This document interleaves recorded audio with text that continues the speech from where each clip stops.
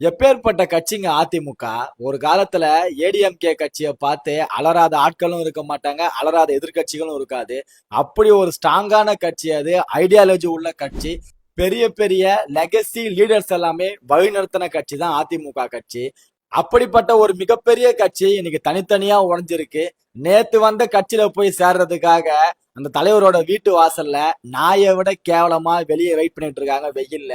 போலீஸை விட்டு அடிச்சு துரத்துறாங்க. இதுதான் அவங்களுக்கு கொடுக்குற மரியாதை. அப்படி இருந்தும் பதவிக்காகவும் பணத்துக்காகவும் நேத்து வந்த கட்சியில போய் இணையறதுக்காக முந்தி அடிச்சுக்கிட்டு போறாங்க நம்ம அதிமுகவோட கட்சி தொண்டர்களும் அதிமுகவோட முன்னாள் எம்எல்ஏக்கள் முன்னாள் அமைச்சர்கள் எல்லாருமே. ஒரே ஒரு விஷயம் தாங்க, எல்லா மனுஷனுக்கும் செல்ஃப் ரெஸ்பெக்ட் சுயமரியாதை ரொம்பவே அவசியம். அதை எக்காரணத்து கொண்டும் யாருக்காகவும் எவனுக்காகவும் எதுக்காகவும் சுயமரியாதை மட்டும் விட்டே கூடாது. பதவி பணம் அந்தஸ்து இதெல்லாம் தாண்டி நம்மளோட செல்ஃப் ரெஸ்பெக்ட் நம்மளோட சுயமரியாதை ரொம்ப முக்கியம்.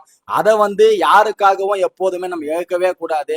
இவ்வளோ நடந்தும் கட்சி இத்தனை துண்டா உடஞ்சும் ஒரே ஒரு மனுஷன் தில்லா கெத்தா தன்னோட கட்சியோட கொள்கைக்காக திராவிடத்தோட கொள்கைக்காக அண்ணா வகுத்த கொள்கைக்காக தனியாளா நிக்கிறாரு அதிமுக கட்சியில.